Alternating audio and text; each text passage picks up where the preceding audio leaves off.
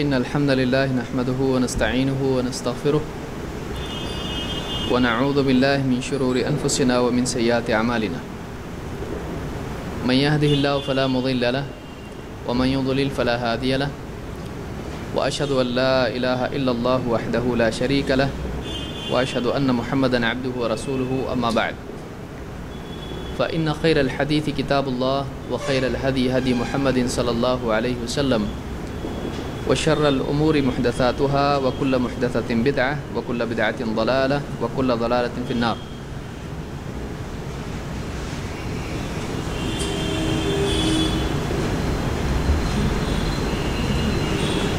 پچھلے درس میں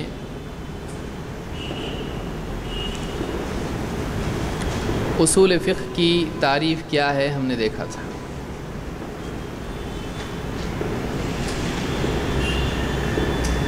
اصول فقہ یہ ہے کہ اجمالی طور پر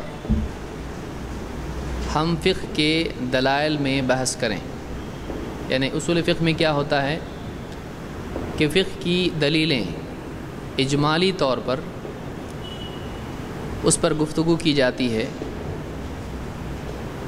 اور ان دلائل سے کیسے استفادہ کیا جائے، مختلف دلیلوں سے کیسے نتائج اخذ کیے جائیں، یہ سکھا جاتا ہے۔ اور اسی طرح سے کون وہ شخص ہے جو واقعی ان دلائل سے استفادہ کر سکتا ہے، تطبیق اور اس میں تخصیص اور اس طرح سے جو بھی کام کرنا ہے دلائل کا کیا کرے اور کیا چیزیں کیا صلاحیتیں اس میں ہونی چاہیے۔ اصول فقہ میں اس پر بحث ہوتی ہے۔ آج کے درس میں ہم آگے بڑھیں گے۔ آج ہم دیکھیں گے کہ شریعت کے احکام کتنی قسم کے ہیں۔ شریعت کے احکام کتنی قسم کے ہیں۔ بنیادی طور پر شریعت کے احکام دو طرح کے ہیں، ایک تکلیفی اور دو وضعی۔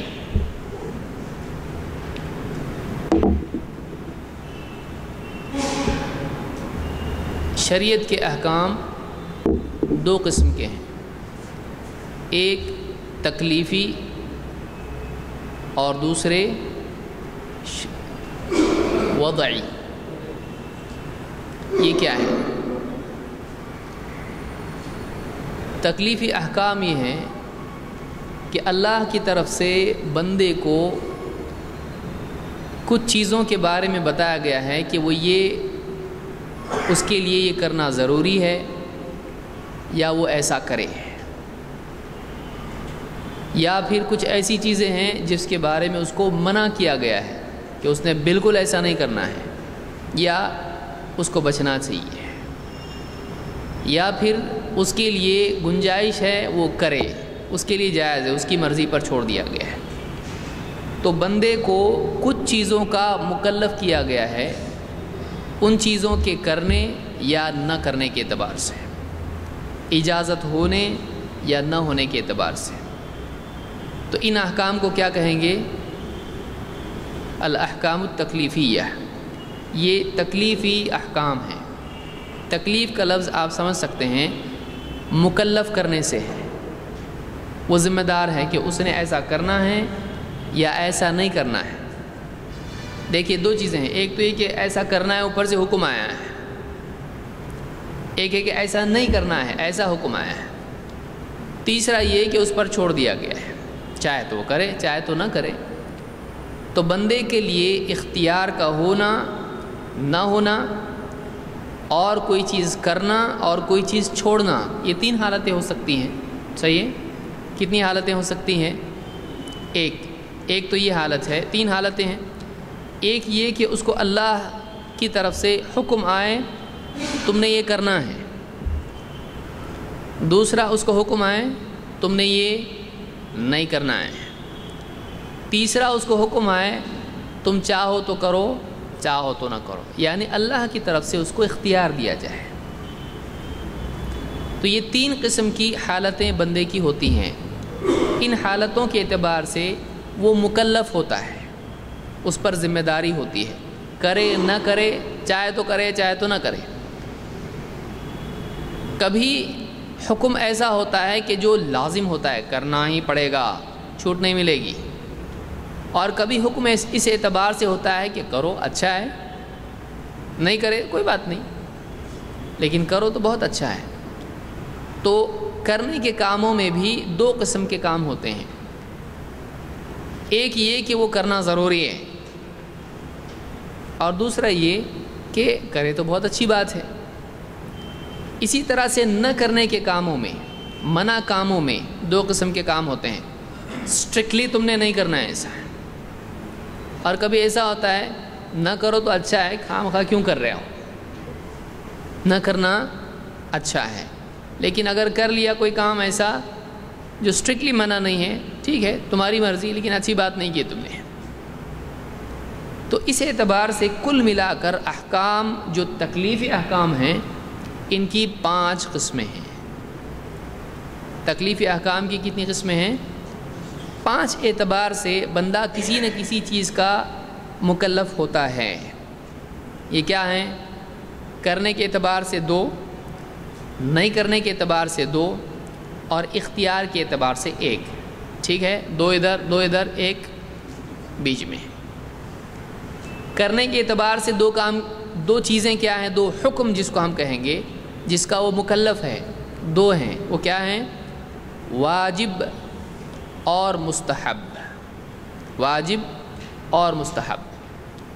نہ کرنے کے اعتبار سے 2 چیزیں ہیں، ایک ہے حرام اور دوسرے ہے مکروہ.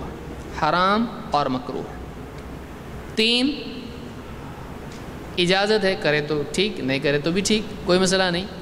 وہ تیسری چیز کیا ہے جس کو ہم کہیں گے مباح، حلال یا جائز. تو کل ملا کر شرعی احکام میں، تکلیفی احکام میں کتنے احکام ہیں؟ 5. کون کون سے ہیں؟ 2 آپ پازیٹیو بولیں، 2 نیگیٹو بولیں، اور تیسرا اجازت نامہ. تو پہلے 2 کیا ہیں؟ واجب، اور دوسرا مستحب. پھر دوسرے 2 کیا ہیں؟ حرام اور مکروہ. اور تیسرا کیا ہے، یعنی 5واں جس کو ہم کہیں گے کیا ہے؟ مباح. اس سے آپ کو کیا سمجھا؟ یہ جو چیزیں ہم نے دیکھیں، اس میں آپ نے کیا سمجھا، یا آپ کے ذہن میں کیا بات ہے، یا کیا سوال ہے؟ چلنے دو، نہیں تو آگے جا کے سوچیں گے واقعی کیا چل رہا ہے. ہاں، یعنی یہ 5 چیزیں ہم نے دیکھی، اس کے بارے میں آپ کے ذہن میں اب کیا باتیں پیدا ہو گئی ہیں؟ اس میں برا کیا ہے؟ یعنی معلوم پڑے گا ہم کو دین میں برا کیا ہے. دین میں برا ہے کچھ؟ ہاں ہاں، نہیں، ہم یہ دیکھ رہے ہیں یہاں پہ، ٹھیک ہے وہ بدعت کے بارے میں ہے، لیکن ہم یہ دیکھ رہے ہیں کہ اللہ تعالیٰ نے مختلف حکم دیے ہیں بندے کو، مختلف چیزوں سے منع کیا ہے اور چیزوں کی اجازت دی ہے. تو بندے کی کتنی حالتیں ہوتی بنیادی طور پر؟ یہ کرنا ہے، یہ نہیں کرنا ہے، اور یہ جائز ہے. اس کے بارے میں نہ پکڑ ہے، نہ اس کے بارے میں کوئی حکم ہے. سمجھ میں آ رہی بات؟ تو بندہ اپنی زندگی میں اعمال کے اعتبار سے 3 حالتوں میں ہوتا ہے جس کا وہ ذمہ دار ہوتا ہے. ہم جو بھی کرتے ہیں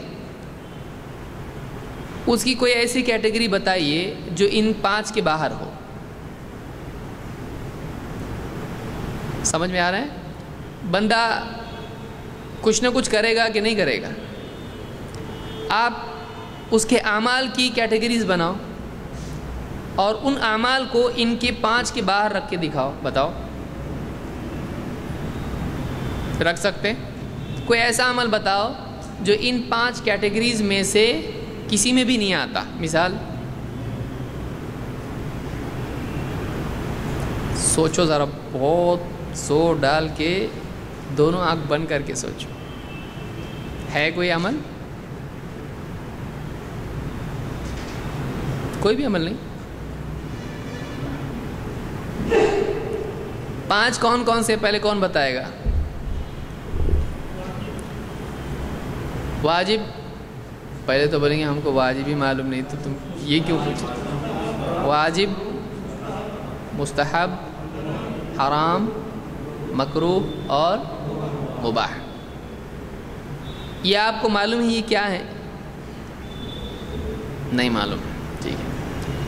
ایک ایک کر کے اب ہم دیکھتے ہیں، کہ اس لیے پہلے یہ پوچھا گیا تو پہلے سوال پیدا پہلے یہ تو بتا ہم کو کیا ہے، اس کے بعد ہم دیکھیں گے کہ اعمال ان 5 کے باہر جاتے کیا نہیں جاتے۔ تو اب ہم یہ دیکھیں گے کہ یہ 5 کیٹیگریز کیا ہیں۔ جو ہمارا یہ کہنا ہے کہ بندہ جو بھی عمل کرتا ہے وہ عمل ان 5 میں سے کسی نہ کسی کیٹیگری میں جائے گا، ان کے باہر نہیں جائے گا، ٹھیک؟ یہ اپنا بولنا ہے کہ جو بھی عمل ہم کرتے ہیں وہ ان 5 تقاسیم میں سے، 5 چیزوں میں سے، 5 خانوں میں سے کسی ایک خانے میں ضرور جائے گا، چاہے کچھ بھی کرے۔ مثال کے طور پر میں مثالیں دیتا ہوں۔ فجر کی نماز پڑھنا ایک مثال ہے، تہجد کی نماز پڑھنا دوسری مثال، شراب پینا تیسری مثال، نماز میں بیجا حرکت کرنا چوتھی مثال، اور آلو کھانا، یہ 5ویں مثال ہو۔ سمجھ میں آیا؟ 5 مثالیں میں دے رہا ہوں، پھر سے دیتا ہوں۔ ایک، 5 وقت کی نمازوں کا اہتمام۔ 2، تہجد کی پابندی یا مسواک کرنا۔ نمبر 3، شراب، جوا، زنا، یہ کام کرنا۔ نمبر 4، نماز میں بیجا حرکت کرنا، کھجانا بار بار، یا نماز میں ایسا لباس پہننا جو نماز کے لائق نہیں ہے، سب چھپا ہوا ہے، لیکن خواہ ایسے کپڑے پہن رہا ہے جو نہیں پہننا چاہیے، یا ایسی باتیں کرنا جس میں رکاکت ہو، یعنی جس میں حرام بات وہ نہیں کر رہا ہے لیکن مناسب نہیں ہے، ایسی باتیں کر رہا ہے۔ ادب کی باتیں نہیں کر رہا بلکہ اصولی اعتبار سے ایسی باتیں کر رہا ہے جو ادب کے دائرے کے باہر ہیں، لیکن گناہ اس کو نہیں ہے۔ یا گوشت کھانا، یا ٹہلنا، یا لیٹنا۔ تو یہ 5 کیٹیگریز ہم نے دیکھی۔ 5 وقت کی نماز پڑھنے کے بارے میں اور تہجد پڑھنے میں دونوں میں فرق کیا ہے؟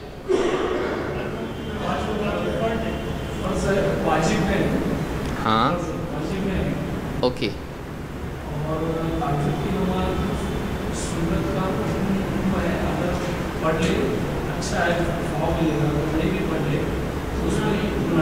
تو تہجد میں اور فجر کی نماز میں کیا فرق ہے؟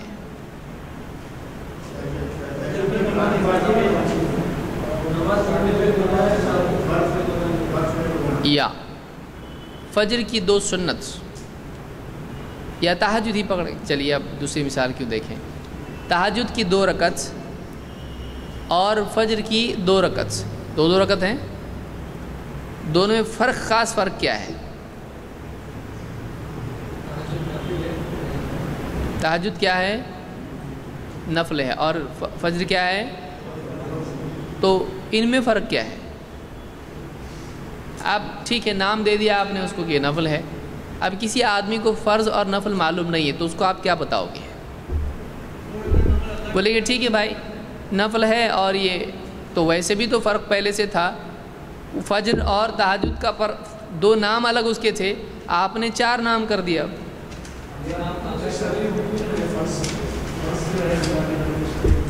شرعی حکم ہے، یعنی تہجد اگر نہیں پڑھیں گے تو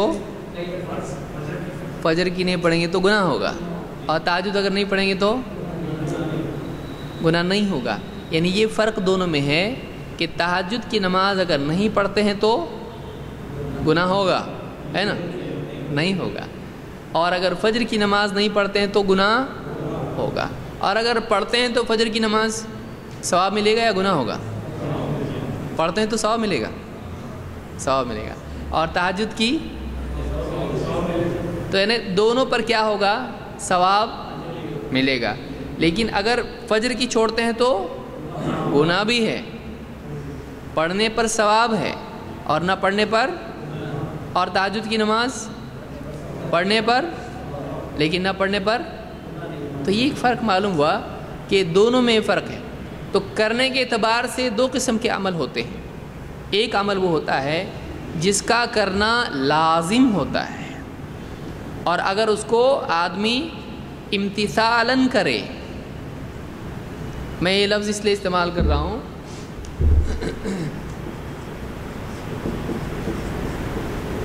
اللہ کو راضی کرنے کے لیے اللہ کے حکم کی تعمیل میں کر رہا ہے تو کیا ملے گا؟ اس کو ثواب ملے گا. مثلاً کوئی آدمی نماز پڑھ رہا ہے، وہ یوگا سمجھ کے پڑھ رہا ہے کہ کسی ڈاکٹر نے بتایا آپ نماز پڑھتے، ہمارے ابا پڑھتے تھے، آپ بھی پڑھو. اگر وہ بولتا ہے کیوں؟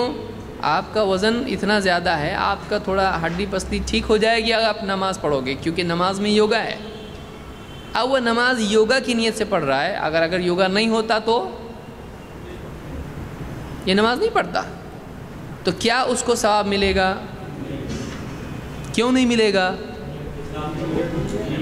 اس کی نیت اللہ کی عبادت کی ہے نہیں ہے.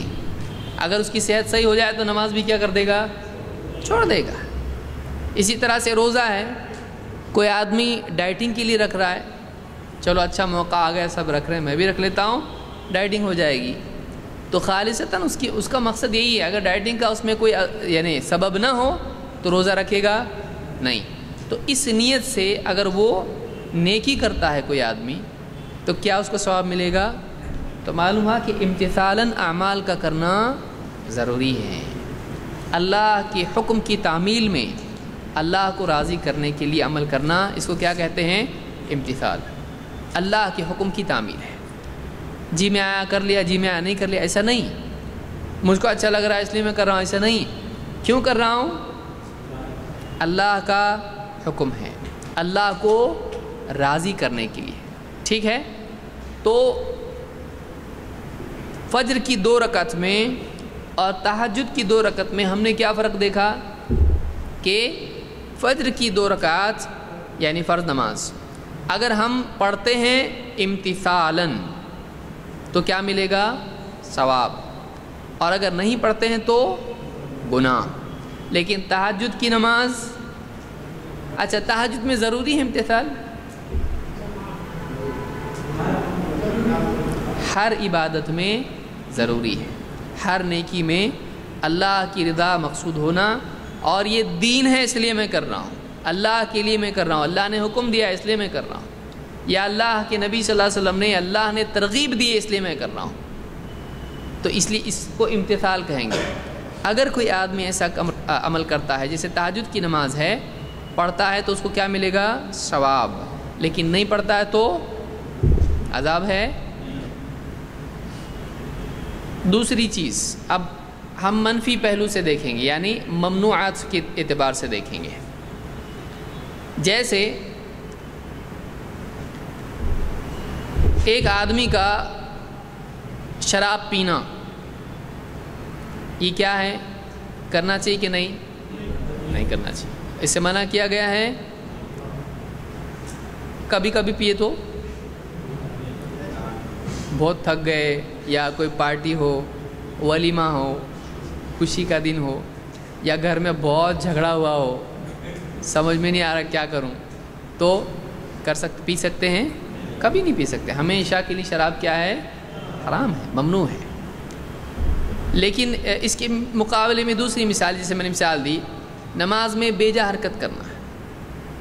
نماز میں یہاں وہاں نگاہ کا چلانا، یا اسی طرح سے یعنی ایسی حرکت کرنا جو ادب کے مروءہ کے خلاف ہے.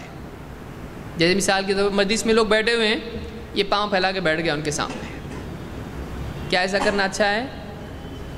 منع ہے.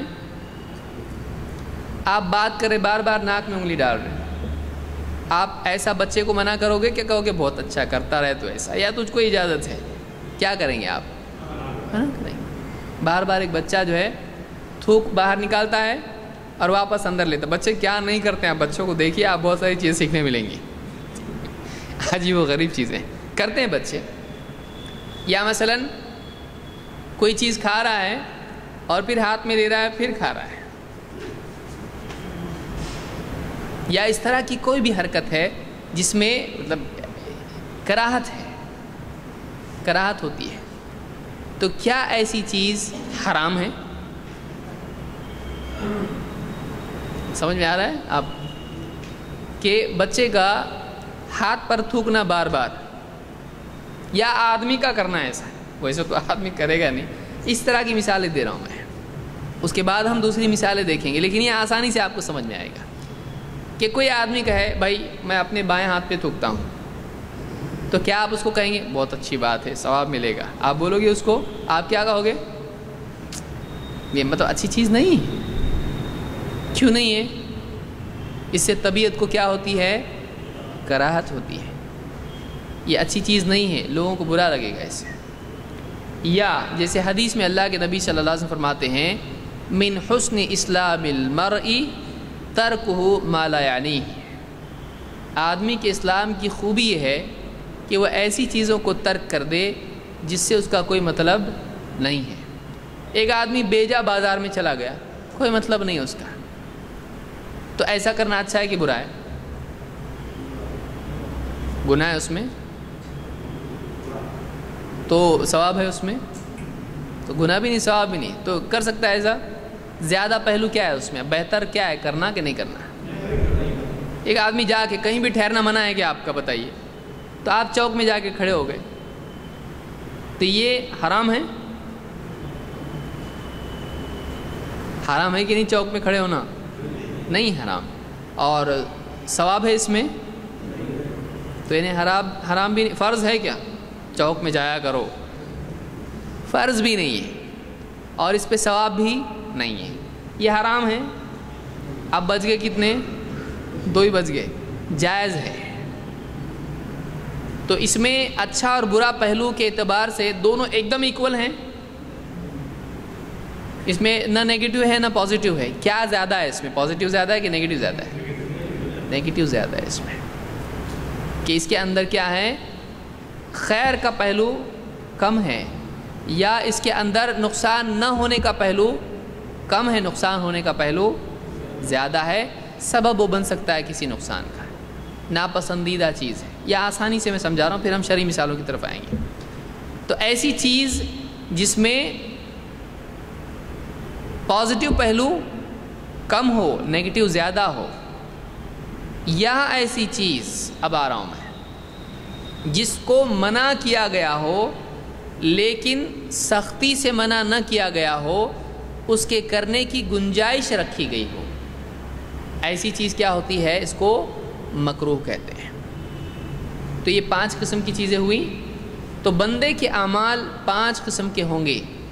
کرو تو اچھا ہے, مت کرو نہیں کیے تو بہتر ہے, اور کرنا چاہو کرو, نہیں کرنا چاہے مت کرو. تو 5 قسم کی چیزیں ہوتی ہیں, ایک ایک کر کے ہم دیکھیں گے کیا ہے. ٹھیک, تو یہ کون سے احکام ہیں؟ 5 چیزیں کون سی کیٹیگری میں جا رہے ہیں؟ تکلیفی یا وضعی؟ وضعی بھی سمجھ لیجئے آپ, تو ایک جنرل ہم سمجھ کے تفصیلی طور پر اس کو ہم دیکھیں گے. وضعی احکام ایسے ہیں کہ مثال کے طور پر آپ کو نماز پڑھنا ہے, تو کیا نماز آپ فجر کی کب پڑھتے ہیں؟ آپ دوپہر میں 3 بجے کبھی پڑھ سکتے ہیں نا, 5 ٹائم کی نماز ہے, 5 کبھی بھی پڑھ سکتے ہیں. کب پڑھ سکتے ہیں؟ ظہر کی کبھی پڑھ سکتے ہیں, مغرب کی صبح میں پڑھ سکتے ہیں. جلدی سے, کون اتنا مر گیا تو پتہ نہیں, موت کبھی بھی آ جائے, زندگی کا کوئی بھروسہ ہے؟ اب سورج ڈوبنے تو کون رکے گا؟ صبح ہی 5 نمازیں پڑھ لو، اے اللہ سب سے پہلے میں نے پڑھا، کر سکتے ہیں؟ نہیں کرتے، نیکیوں میں جلدی نہیں کر سکتے، نہیں کر سکتے۔ مغرب کی نماز کب پڑھنا ہے؟ تو اللہ کے حکم کا سورج سے کیا تعلق ہے؟ پڑھنا ہے پڑھو، مغرب کی 5 ہے نا، تو 5 کا کوٹا کبھی پڑھ سکتے ہیں کیا؟ تو مغرب کی نماز کے لیے کیا کچھ اللہ کی طرف سے اور بھی شرط ہے؟ ان الصلاۃ کانت علی المؤمنین کتابا موقوتا، کہ نمازیں ایمان والوں پر، نماز ایمان والوں پر اس کے اوقات میں فرض ہے۔ تو آپ کو مغرب کی نماز پڑھنے کے لیے کیا دیکھنا پڑے گا؟ تو وہ آپ کے اندر ہے، آپ کے باہر ہے، ایک ایسی چیز ہے جو آپ کے کنٹرول میں نہیں ہے۔ تو آپ جب تک کہ سورج ڈوبتا نہیں ہے آپ مغرب پڑھ سکتے؟ تو مغرب کی نماز کو اللہ نے ایک اور چیز سے جوڑ دیا ہے کہ وہ دیکھو سورج ڈوبا، ٹھیک، ڈوبا تو آپ پڑھ سکتے ہیں، ڈوبا نہیں تو پڑھ سکتے۔ تو ایسے یہ کیا ہے؟ یہ وضعی احکام ہے۔ ایسے کئی احکام ہیں جن میں یہ دیکھا جائے گا کہ ایسا ہے ہاں تو اب کر سکتے ہیں، ایسا ہے نہیں ہے نہیں کر سکتے۔ تو ایسے احکام جن کو کسی اور چیز سے جوڑا گیا ہو کہ اگر وہ ہے تو یہ کر سکتے ہیں، نہیں ہے نہیں کر سکتے ہیں، تو ایسے احکام کو کیا کہتے ہیں؟ سمجھ میں آ رہا ہے؟ مثلا آپ کو نہانے کی حاجت ہے اور سورج ڈوب گیا، تو آپ نماز پڑھ سکتے ہیں ابھی مغرب کی؟ اب سورج تو ڈوبا نا، آپ جب سے بول رہے تھے سورج ڈوبنے تک نہیں پڑھ سکتے، سورج ڈوب گیا اب نہیں پڑھ سکتے۔ جنابت کی حالت میں آپ ہیں، کیا آپ نماز پڑھ سکتے ہیں؟ نہیں۔ تو اب ایک حالت پائی جا رہی ہے تو آپ نماز نہیں پڑھ سکتے ہیں، اور ایک حالت نہیں پائی جا رہی ہے تو آپ نماز نہیں پڑھ سکتے ہیں۔ 2 چیز مثالیں ہم نے دیکھی، ایک سورج ڈوبا نہیں تو نماز پڑھ سکتے نہیں، دوسرے سورج ڈوبا لیکن جنابت کی حالت میں ہے ہاں نماز نہیں پڑھ سکتے، جنابت کی حالت میں نہیں ہے ہاں نہیں ہے، تو اب پڑھنے کی گنجائش ہے۔ تو 2 چیزیں ہوتی ہیں، ایک ہوتی ہے شرط، ایک ہوتا ہے مانع۔ شرط ایسا ہوا تو ایسا کرو تو کر سکتے ہیں، مانع رکاوٹ، نماز پڑھنے میں رکاوٹ۔ تو یہ جو احکام ہوتے ہیں یہ کون سے احکام ہیں؟ وضعی۔ اللہ وضع کا مطلب ہوتا ہے رکھنا۔ اللہ تعالیٰ نے کچھ چیزیں کائنات میں رکھی ہیں، چاہے وہ انسان کے اندر ہو، زمین و آسمان میں ہو یا کہیں بھی ہو، اور ان سے کچھ احکام کو جوڑا ہے۔ تو وہ جو جڑے ہوئے احکام ہیں یا وہ جو اس کے لیے شرائط وغیرہ ہیں ان کو کیا بولتے ہیں؟ سمجھ میں آیا؟ تو احکام 2 طرح کے ہیں۔ اب ہم اوپر سے آتے ہیں، وہ 2 قسمیں کون سی ہیں احکام کی؟ تکلیفی اور اتنا سمجھا؟ اس میں کچھ پوچھنا ہے جو اس سے متعلق ہو؟ یہ نہیں کہ ابو جہل کے باپ کا نام کیا تھا، وہ الگ موضوع ہے، اس سے متعلق کچھ ہے؟ ہاں اب ہم اس پر آئیں گے۔ اب ہم کیا کریں گے؟ یعنی یہ تکلیفی اور وضعی میں کچھ شک ہے یا کچھ سمجھ میں نہیں آ رہا؟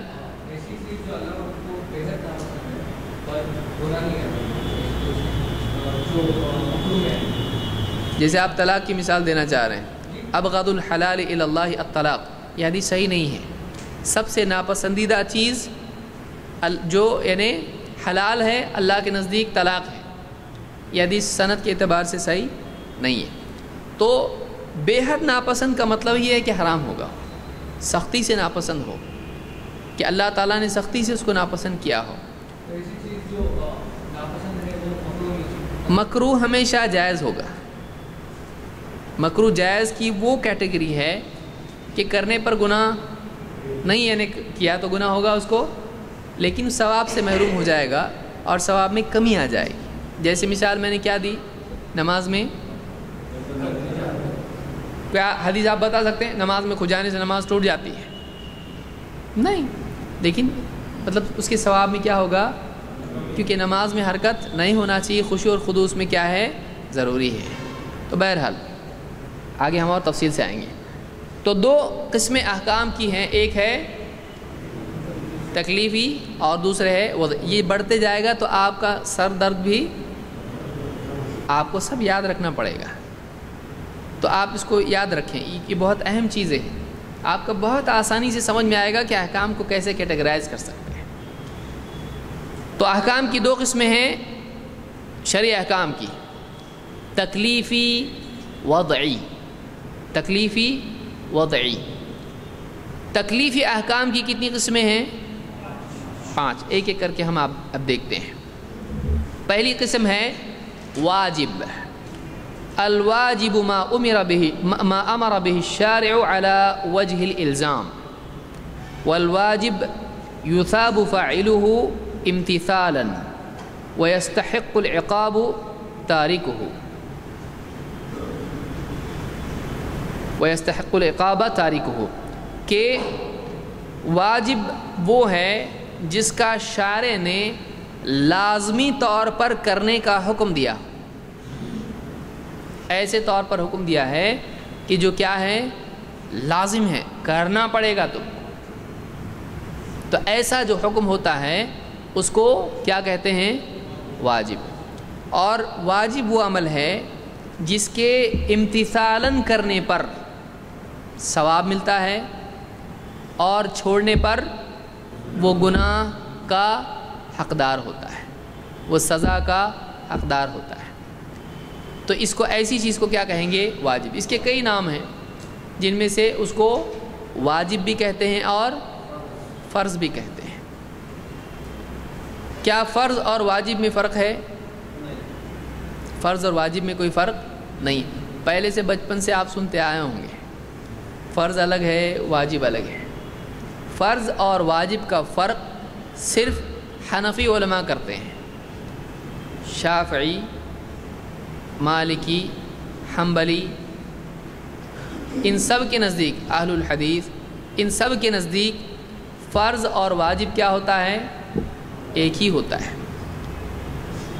آپ اگر مثال کے طور پر کسی سے پوچھیں کہ فرض اور واجب کا فرق کیا ہے، حنفی سے پوچھیں، وہ بتائے گا کہ فرض وہ ہے جو دلیل قطعی سے ثابت ہو، اور واجب وہ ہے جو دلیل ظنی سے ثابت ہو۔ ان کے یہاں پر دو اس طرح کی چیزیں ہوتی ہیں۔ جیسے قرآن میں اگر کوئی حکم آتا ہے تو کیا ہے؟ اس لیے کہ قرآن کیا ہے؟ متواتر ہے۔ اب آپ کو متواتر سمجھانے کی ضرورت نہیں پیش آنا چاہیے۔ متواتر یاد ہے، بہت تواتر کے ساتھ ہم نے اس کو دیکھا ہے۔ متواتر کس کو کہیں گے بتائیے؟ متواتر اس کو کہیں گے جو ہم پڑھ کے نہیں آئے۔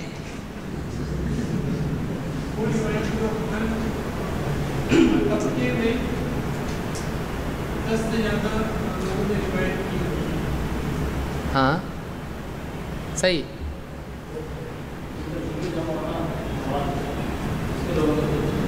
ایسی روایت کو جس کے روایت کرنے والے ہر دور میں اتنے رہو کہ سب کا جھوٹ پر جمع ہونا،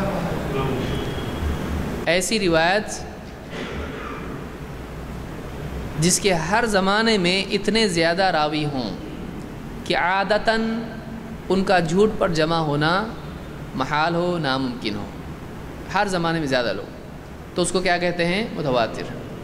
تو حدیث کے بارے میں احناف کہتے ہیں کہ دلیل کیا ہے؟ ظنی ہے، اس میں راوی سے غلطی ہو سکتی ہے، تو اس وجہ سے یہ قرآن کا ویٹیج نہیں رکھتی ہے، حدیث وہ ویٹیج نہیں رکھتی ہے، جو قرآن کے اندر جو مضبوطی ہے، قوت ہے، وہ نہیں ہے۔ بعض روایتیں متواتر ہوتی ہیں، سب متواتر نہیں ہوتی ہیں۔ تو کوئی حکم اگر کسی حدیث میں آئے جو متواتر نہ ہو تو ایسا حکم فرض نہیں کہلائے گا، ایسا حکم کیا کہلائے گا؟ واجب۔ یہ کس کا کہنا ہے؟ حنفیوں کا۔ لیکن اس طرح کا فرق صحابہ کرتے تھے نہیں کرتے تھے۔ ایک آدمی بھی اگر آ کر بتا دیتا کہ اللہ کے رسول صلی اللہ علیہ وسلم کا یہ حکم ہے تو کیا وہ اس کو مان لیتے؟ کیا اس کو لازم سمجھتے؟ بالکل لازم سمجھتے۔ تو اس طرح کی تفریق کتنے لوگ بول رہے بتاؤ؟ پھر اس کے بعد وہ فیصلہ کریں گے کہ ہاں یہ قطعی ہو گیا، اب یہ فرض ہو گیا۔ ایسا ہم کو نہیں ملتا ہے، ایسا ہم کو نہیں ملتا ہے۔ تو واجب اور فرض کیا ہیں؟ ایک ہیں۔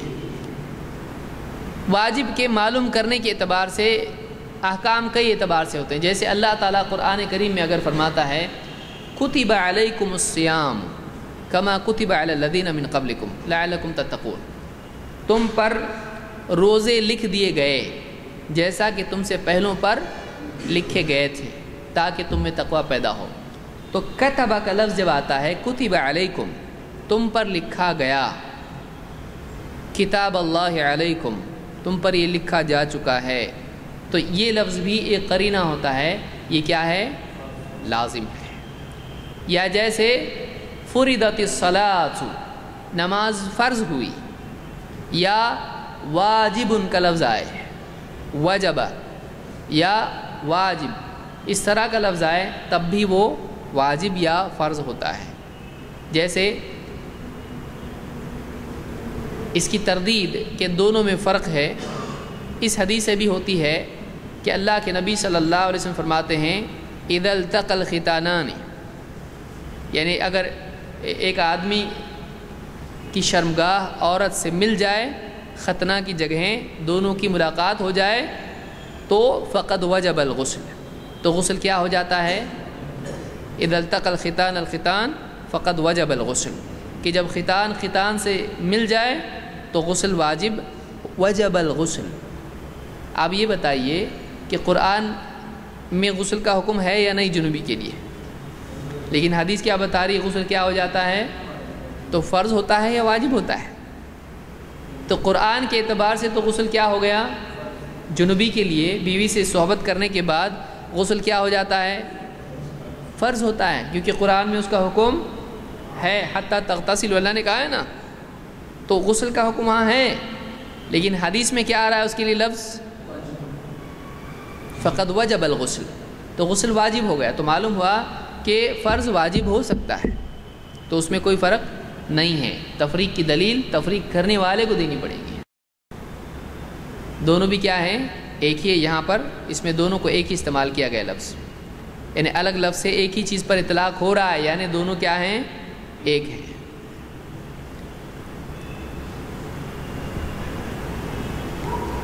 جیسے محمد صلی اللہ علیہ وسلم کے لیے محمد بھی نام ہے اور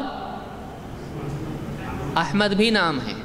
اللہ کے ناموں میں سے اللہ بھی نام ہے اور الرحمن بھی نام ہے اور بھی نام ہے۔ اب اس کی وجہ سے دو نام دینے کی وجہ سے کہے نہیں اللہ الگ ہے رحمان الگ ہے، صحیح ہے؟ محمد الگ ہے احمد الگ ہے، صحیح ہے؟ نہیں، کبھی نام ایک ہی شخص کے دو بھی ہو سکتے ہیں، اسی طرح سے ایک چیز کے دو نام ہو سکتے ہیں۔ بولے مؤذن تو حی علی الصلاۃ بول رہا ہے، ہم نماز پڑھنے جا رہے ہیں، تو صلاح کون پڑھ رہا ہے؟ یہ لو نیا نکتہ، مؤذن کائے کے لیے بلا رہا ہے؟ حی علی الصلاۃ، وہ صلاۃ کی طرف بلا رہا ہے۔ اور امام صاحب کیا بولے؟ نماز پڑھ لو بھائی، وقت ہو گیا ہے۔ تو امام صاحب نے صلاۃ تو نہیں پڑھائے، نماز پڑھائے، تو صلاۃ کا حکم کہاں گیا؟ تو کیا ایسا ہی ہوگا؟ نہیں، بلکہ ایک چیز کے نام لوگ کئی نام اس کو دے دیتے ہیں، بعض اوقات تو شرعی نام ہوتا ہے، بعض اوقات شرعی نام نہیں بھی ہوتا ہے، تو اس سے وہ چیز بدل جاتی ہے؟ نہیں، نام بدلنے سے حکم نہیں بدلتا ہے۔ تو یہاں پر واجب وہ ہے جس پر حتمی طور پر اللہ کی طرف سے حکم آیا ہو اور اس کے چھوڑنے پر وعید آئی ہو۔ کبھی ایسا بھی ہوتا ہے کہ اس کے چھوڑنے پر گناہ بتایا گیا ہو یا سزا بتائی گئی کہ ایسا اگر تم نے نہیں کیا تو تم پر یہ عذاب آئے گا یا آخرت میں پکڑ ہوگی، تو وہ چیز کیا ہو جاتی ہے؟ مثال کوئی دے سکتے ہیں؟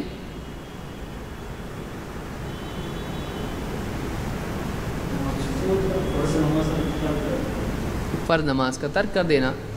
کیسے معلوم پڑا یہ فرض ہے؟ قرآن حدیث سے ہی معلوم پڑے گا، ظاہر بات ہے، لیکن کیسے معلوم پڑا؟ سارا اب جو بھی معلوم ہوگا یہ پکڑ کے چلیے آپ، قرآن حدیث سے ہی معلوم ہوگا۔ اب اس کے آگے کا جواب دیجئے کہ قرآن و حدیث میں کیسے معلوم ہوا آپ کو کہ فرض ہے؟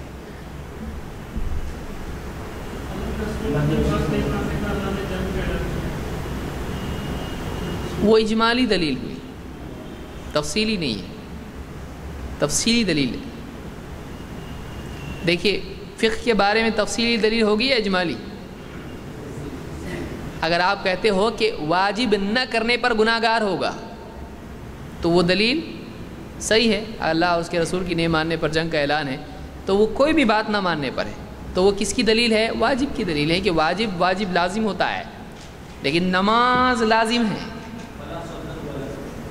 فلا صدق ولا صلی، تو یہاں پر ولا صلی اللہ نے کہا، نماز نہیں پڑھی اور اللہ نے اس پر ڈانٹ دی ہے، تو اس کی مطلب یہ معلوم ہوا کہ نماز کیا ہے؟ لازم ہے۔ یا ان الصلاۃ کانت علی المؤمنین کتابا موقوتا، ابھی آئی تھی دلیل کہ نماز ایمان والوں پر اپنے اوقات میں کیا ہے؟ یہاں پر لفظ کیا آیا؟ کتابا موقوتا، لکھی گئی ہے، لیکن نہ پڑھنے پر گناہ ہوتا ہے۔ ایسی کون سی دلیل آپ دے سکتے ہو؟ نہ کرنے پر گناہ ہوتا ہے، سزا ملے گی، لعنت ہوگی، تو اس سے بھی معلوم پڑتا ہے کہ یہ لازم ہے۔ فویل للمصلین الذین هم عن صلاتهم ساہون، ایسے نمازیوں کے لیے بربادی ہے جو نماز سے غافل ہیں، اپنی نمازوں سے غافل ہیں، یعنی نمازوں کو ان کے اوقات پر نہیں پڑھتے ہیں، لاپرواہی کرتے ہیں۔ تو معلوم ہے کہ نماز کے بارے میں لاپرواہی کرنا کیا ہے؟ گناہ ہے، گناہ ہے۔ جیسے مثال کے طور پر حدیث میں اللہ کے نبی صلی اللہ علیہ وسلم فرماتے ہیں کہ من رأى منکم منکرا فلیغیرہ بیدہ فإن لم یستطع فبلسانہ فإن لم یستطع فبقلبہ وذلک اضعف الایمان، جو کسی برائی کو ہوتا دیکھے وہ اس کو ہاتھ سے روک دے، اگر یہ بھی نہیں کر سکتا ہے زبان سے روکے، اگر یہ بھی نہیں کر سکتا ہے دل سے اس کی مخالفت کرے، اور یہ ایمان کا کمتر درجہ ہے۔ اس سے کیا معلوم ہوا؟ یا اور ایک حدیث، تم یقیناً بھلائی کی تاکید کرو اور برائی سے لوگوں کو منع کرو، ورنہ ان قریب ایسا وقت آئے گا کہ اللہ تم پر ایسے کو مسلط کرے گا جو تم پر رحم نہیں کرے گا، اور تم دعا کرو کہ تمہاری دعا قبول نہیں ہوگی۔ اس سے کیا معلوم ہوا؟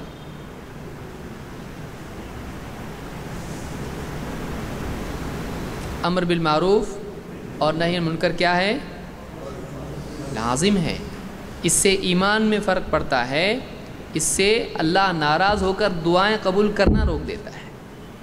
تو یہ چیز نہیں کہ تو بھی چلتا والی ہو سکتی ہے جس پر سزا مل رہی ہے۔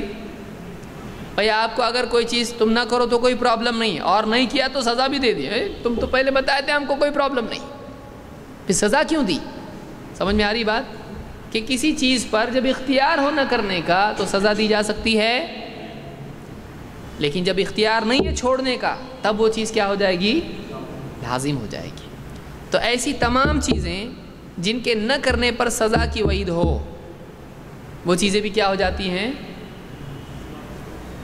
لازم ہو جاتی ہیں۔ سمجھ میں آئی بات؟ ایسی چیز اب کیسے پہچانے؟ حکم دے دیا لازم ہے، اللہ نے یا اس کے رسول صلی اللہ علیہ وسلم نے کسی چیز کا اگر حکم دے دیا وہ چیز لازم ہو جاتی ہے۔ اس کی دلیل کیا ہے؟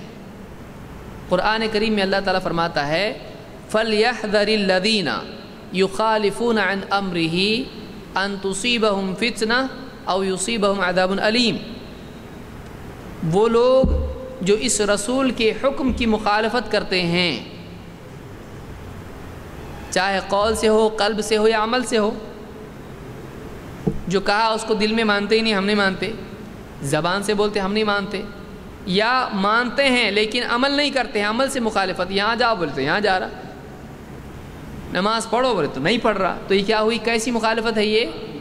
عمل سے مانتا ہے فرض ہے لیکن عمل سے۔ تو جو لوگ اس رسول کے فَلْيَحْذَرِ الَّذِينَ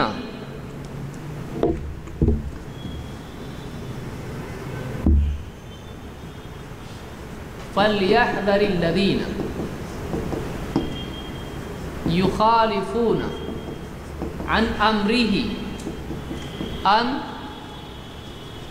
تُصِيبَهُمْ فِتْنَةٌ أَوْ يُصِيبَهُمْ عَذَابٌ أَلِيمٌ۔ تو ڈرنا چاہیے ان لوگوں کو جو مخالفت کرتے ہیں اس رسول کے حکم کی مخالفت کرتے ہیں، انہیں ڈرنا چاہیے کہ کہیں ایسا نہ ہو کہ وہ فتنے میں پڑ جائیں، گمراہ ہو جائیں، کنفیوز ہو جائیں، ایمان سے نکل جائیں، فتنے میں پڑ جائیں، شرک میں مبتلا ہو جائیں، نفاق میں مبتلا ہو جائیں، فتنے میں مبتلا ہو جائیں، کہیں ایسا نہ ہو جائے، او یا کہیں ایسا نہ ہو یصیبہم عذاب علیم، ایک دردناک عذاب ان پر آ جائے۔ تو معلوم ہوا کہ رسول کے امر کی مخالفت فتنے اور عذاب کا ذریعہ ہے، لہٰذا جو کچھ حکم رسول دیں وہ ماننا لازم ہو جاتا ہے۔ جب رسول حکم دیں وہ لازم ہو جاتا ہے، اللہ حکم دے من باب اولا لازم ہو جاتا ہے، کیونکہ رسول کس کا حکم دیتے ہیں؟ وما ينطق عن الهوى ان هو الا وحی یوحی۔ یہ رسول اپنی طرف سے خواہش سے کچھ بولتے نہیں ہیں، یہ ایک وحی ہے جو اللہ کی طرف سے ان کی طرف بھیجی جاتی ہے۔ تو ایک بات یہ معلوم ہوئی کہ جس چیز کا اللہ کے رسول صلی اللہ علیہ وسلم حکم دے دیں وہ لازم ہے، لہٰذا آپ کسی بھی حدیث میں اگر پڑھیں ایسا کرو تو بنیادی طور پر وہ چیز کیا ہوگی آپ پر۔ لیکن اگر اللہ کے نبی صلی اللہ علیہ وسلم نے کوئی حکم دیا اور آپ نے اس کے برخلاف بھی کر کے دکھا دیا تو آپ کیا کہو گے؟ کبھی ایسا بولتے کبھی ایسا بولتے، ایسا بولو گے آپ؟ یہ ایمان کا جملہ نہیں ہے۔ رسول اللہ صلی اللہ علیہ وسلم کی حیثیت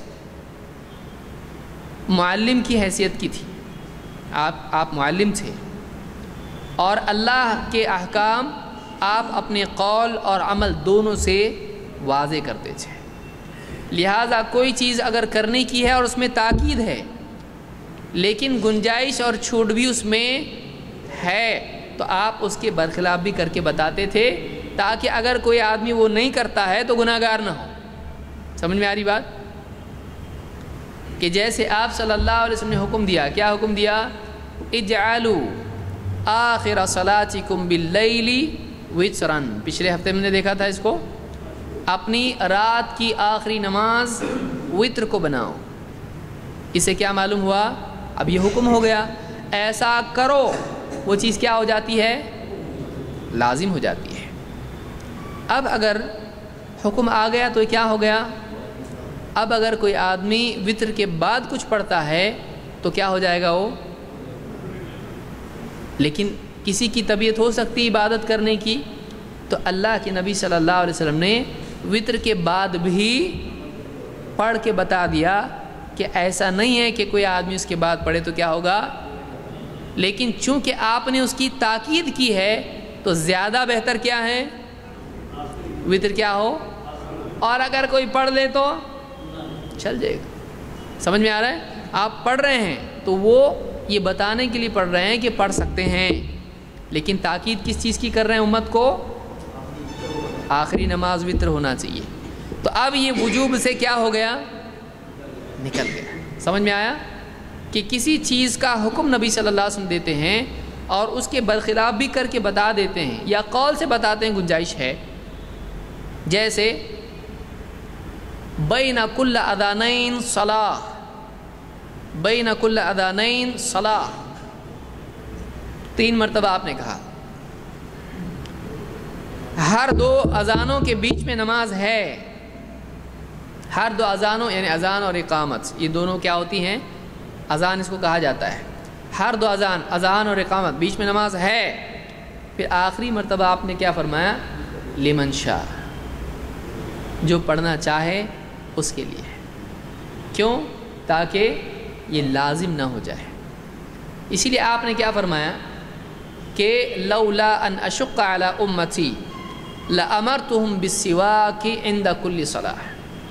اگر مجھے امت کی مشقت کا ڈر نہیں ہوتا، لامرتهم، دیکھیے اب حدیثیں آپ کو واضح ہونے لگیں گی. لامرتهم، میں انہیں کیا کرتا؟ امر. انہیں امر کا مطلب کیا ہے؟ حکم. امر بالمعروف، معروف نیکی کا حکم دینا، کی تاکید کرنا، کرو. کمانڈ، آرڈر جس کو آپ کہتے ہیں، ایسا کرو کہنا، اس کو کیا کہتے ہیں؟ امر. تو آپ نے فرمایا کہ اگر مجھے امت کی مشقت کا ڈر نہیں ہوتا تو میں انہیں حکم دیتا کہ وہ ہر نماز کے وہ کیا کریں. تو دیے حکم؟ کیوں نہیں دیے؟ لازم ہو جاتا ہے. تو معلوم ہوا کہ جو حکم رسول صلی اللہ علیہ وسلم دیں وہ کیا ہو جاتا ہے؟ لازم ہو جاتا ہے. سمجھ میں آیا؟ تو کچھ احکام وہ ہیں جو لازم ہیں. کیسے معلوم ہوتا ہے کیا لازم ہے کیا لازم نہیں ہے؟ اس کا حکم موجود ہوتا ہے. اس کا حکم موجود ہوتا ہے. جیسے کوئی چیز ایسی ہو کہ اللہ کے نبی صلی اللہ علیہ وسلم نے اس کو کیا ہو لیکن حکم نہ دیا ہو، تو وہ چیز لازم ہوگی یا نہیں؟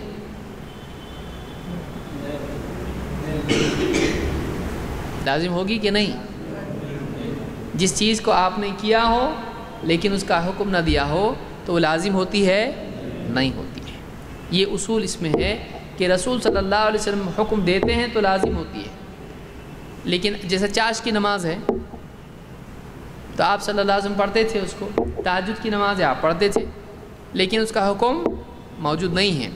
اور اگر حکم ہے کسی چیز کا، جیسے تہجد کا بعض روایات میں آیا ہے کہ اے اہل قرآن وطر پڑھا کرو، اوتروا یا اہل القرآن. یا آپ نے ایک حدیث میں کہا کہ اے عبداللہ اس شخص کی طرح نہ ہو جانا جو رات کو قیام کرتا تھا لیکن چھوڑ دیا.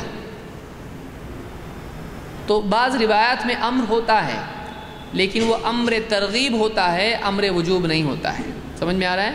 وہ ترغیب کے طور پر ہوتا ہے. اب اس کو ہم تفصیل سے اور دیکھنا ہے ہم کو کہ بعض اوقات ایسا ہوتا ہے کہ اسے کرو لیکن پھر آپ اس کی اجازت کہیں دے دیتے ہیں کہ نہیں کرے تو چلے گا. یا صحابہ میں کچھ اس کو کرتے تھے اور کچھ نہیں بھی کرتے تھے ایسا معلوم ہوتا ہے، اور آپ صلی اللہ علیہ وسلم اس کو ٹوکتے بھی نہیں ہیں ایسا معلوم ہوتا ہے. یا آپ اس کے برخلاف کرتے ہیں تو اس سے معلوم ہوتا ہے کہ یہ چھوڑے تو بھی چلتا ہے. سمجھ میں آیا؟ تہجد فرض نہیں ہے، اس کی کیا دلیل ہے؟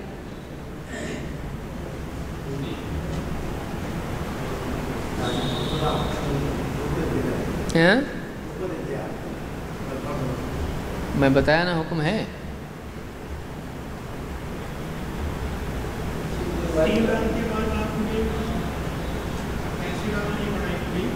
جماعت سے نہیں پڑھائی لیکن انفرادی.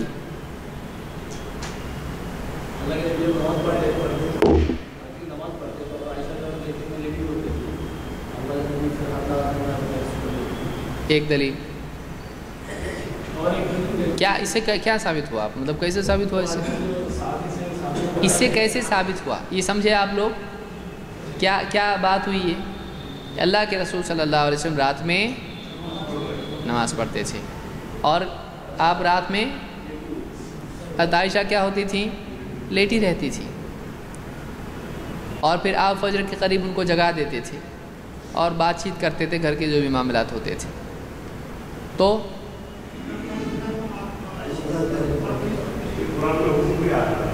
اس سے لازم کہاں آتا ہے کہ وہ نہیں پڑھتی تھی؟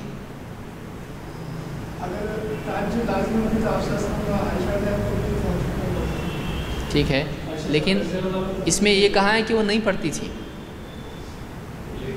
پہلے حصے میں پڑھتی تھی، یہ بھی تو ہو سکتا ہے. یعنی اس سے حتمی طور پر واضح ہوا نہیں، لیکن اس میں غور کیا جا سکتا ہے، لیکن اس سے ثابت نہیں ہوتا ہے. یعنی یہ ماننا پڑے گا کہ حضرت عائشہ تہجد نہیں پڑھتی تھی. کیا آپ یہ مانتے ہیں؟ دلیل کیسا ہوئی؟ ہاں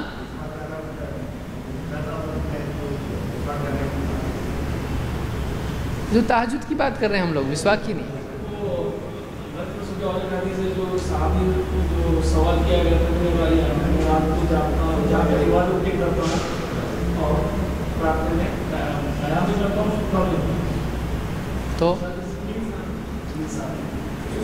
تو یہ مطلب اس سے یہ کہاں ثابت ہوا کہ رات میں کسی رات میں تہجد نہیں بھی پڑھنا چاہیے؟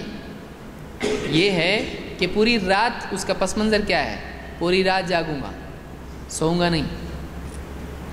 تو رات کا ایک حصہ سو کے ایک حصہ عبادت کرنا اس میں ہے. یہ کہا ہے کہ مت نہیں پڑھ سکتا ہے.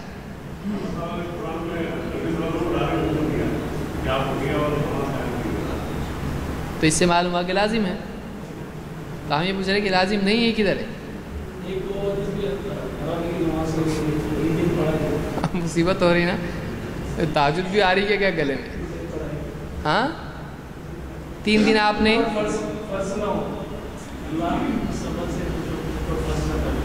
بالکل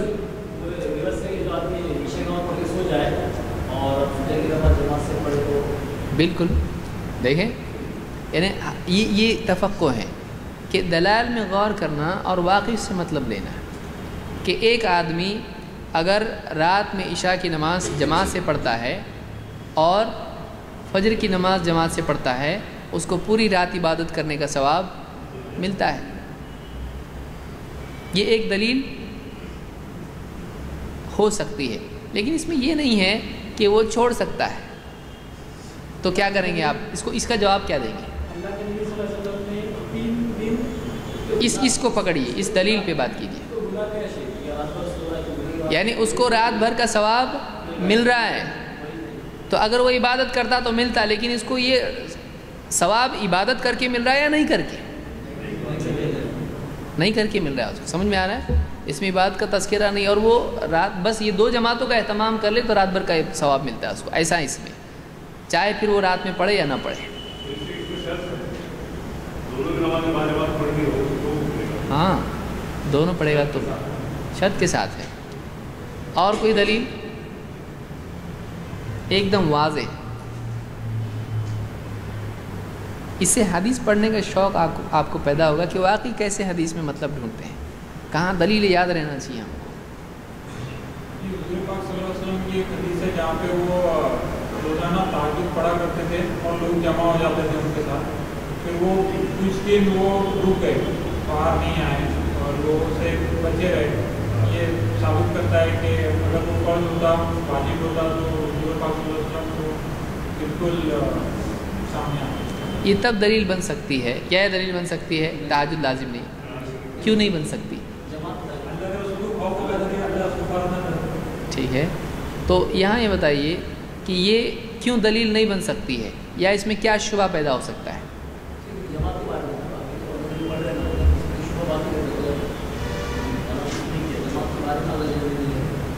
یعنی کیا ان راتوں میں اللہ کے نبی صلی اللہ علیہ وسلم نے اور صحابہ نے تہجد نہیں پڑھی؟ تو پھر آپ نے چھوڑا کیا؟ تو پھر تہجد چھوڑنے کی دلیل ہے کیا اس میں؟ سوچو سوچو سوچو، اس میں ہے دلیل. ہاں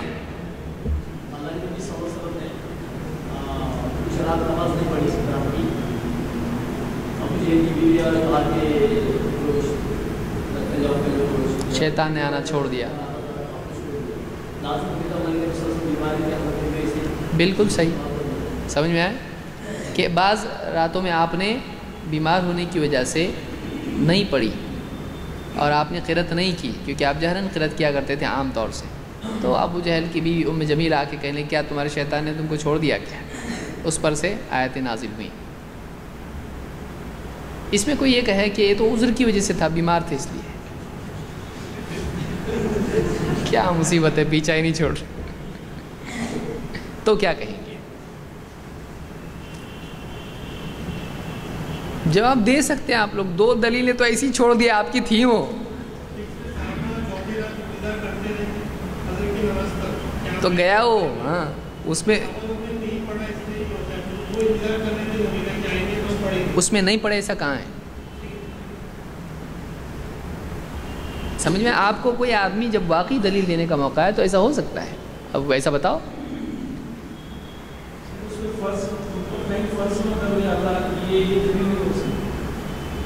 کیا فرض نہ کرے؟ اب آپ کو دیکھیے اس میں یہ بات ہوتی ہے کہ معنی اخذ کرنے کے لیے الفاظ ہونے چاہیے. یہ بات سمجھ میں آئی؟ کسی بھی حدیث سے مطلب لینے کے لیے اس حدیث کے الفاظ ہم کو معلوم ہونے چاہیے. الفاظ ہی معلوم نہیں رہیں گے تو مطلب کیا لیں گے آپ؟ نہیں لیں گے. اس لیے پہلی بات کیا معلوم ہوئی حدیث میں کیا ہے؟ نضر اللہ امرأ سمع منا حدیثا فحفظه حتى يبلغه غيره فرب حامل فقه الى من هو افقه منه ورب حامل فقه ليس بفقيه. اللہ تعالیٰ سرسبز و شاداب رکھے اس شخص کو جو ہم سے کوئی حدیث سنے اسے محفوظ رکھے یہاں تک کہ دوسرے تک پہنچا دے. کیونکہ بہت سے فقہ کی بات کے لے جانے والے یعنی حدیث کے لے جانے والے اس کو ایسے شخص تک پہنچا دیتے ہیں جو اس کا زیادہ سمجھنے والا ہوتا ہے, اور بہت سے حدیث کی بات کے حامل خود اس میں گہرائی سے سوچنے والے نہیں ہوتے ہیں. تو معلوم ہوا کہ الفاظ پہنچانا ضروری ہیں. الفاظ ہوں گے تو سمجھ سکتے ہیں صحیح طور سے. اسی لیے کہا گیا کہ خوش رکھے اللہ اس کو جو محفوظ پہنچائے. یعنی حدیث کے الفاظ کا محفوظ ہونا یہ اس کے فہم اور فقہ کے لیے ضروری ہے. یہ جو حدیث یہاں پہ بات آئی تھی, یہ جو دلیل آئی تھی, اس کے الفاظ ہیں خشیت ان یکتب علیکم صلاۃ اللیل. خشیت ان یکتب علیکم صلاۃ اللیل. بعض میں وتر کا لفظ آیا ہے. میں اس بات سے ڈرا کہ کہیں رات کی نماز تم پر فرض نہ ہو جائے. تو یہ خود ایک دلیل ہے کہ وہاں پر شبہ جو تھا جماعت فرض ہو جائے یا نماز فرض ہو جائے. تو الفاظ کیا آ رہے ہیں؟ نماز فرض ہو جائے. تو نماز فرض تھی نہیں, تو ڈر رہے تھے کہ کہیں نماز فرض نہ ہو جائے.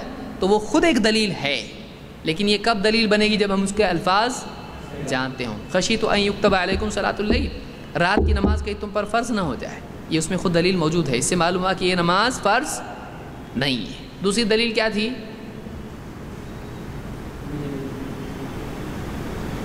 ام جمیل کی نہیں, ہاں وہ ایک دلیل ہے. ایک اور دلیل لیجئے. ہاں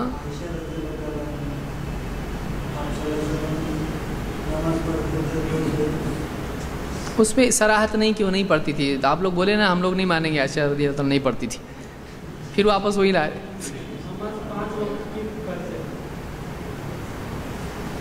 یہ تہجد فرض نہیں کی دلیل کیا ہے؟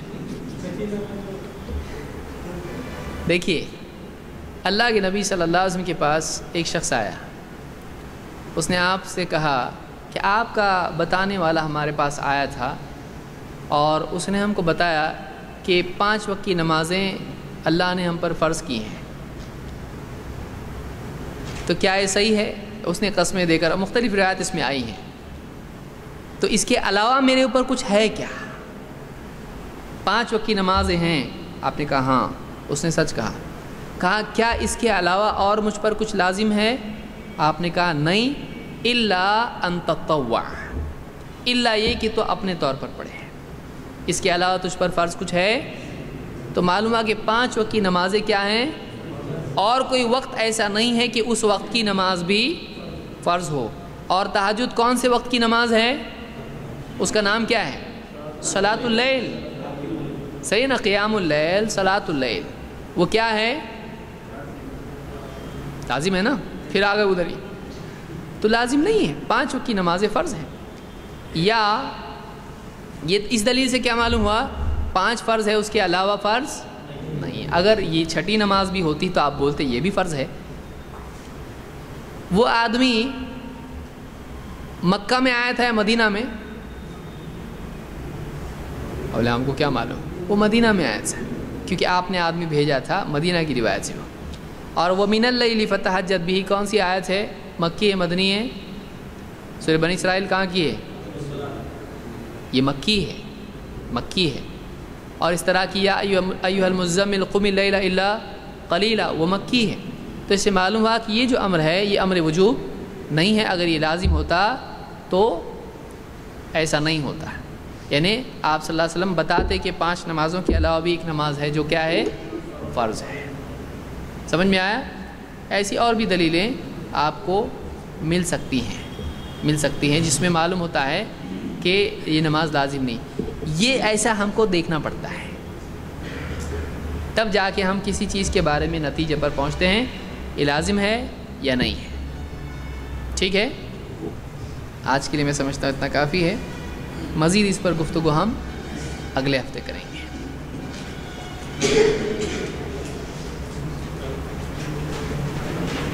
کل کا اعلان کرنا ہے نا، کل کونڈوا کی مسجد سب کو معلوم ہے، وہاں پر مغرب سے لے کر عشاء تک ایک اجتماع ہے۔ کونڈوا کی مسجد الفلاح مسجد، حی علی الفلاح، تو الفلاح مسجد میں مغرب سے لے کر عشاء تک ایک دینی اجتماع ہے جس میں 2 عالم آنے والے ہیں، تو آپ اس میں ضرور تشریف لے جائیں۔ مغرب سے عصر سے، مغرب ہے نا اس میں مغربی آیا ہے، مغرب سے لے کر عشاء تک یعنی تاخیر ہوگی عشاء میں، اور خواتین کا بھی اس میں انتظام ہے، تو اس میں آپ تشریف لائیں، اور اتوار کو یہاں پر درس ہوگا انشاءاللہ، اتوار کو درس ہوگا۔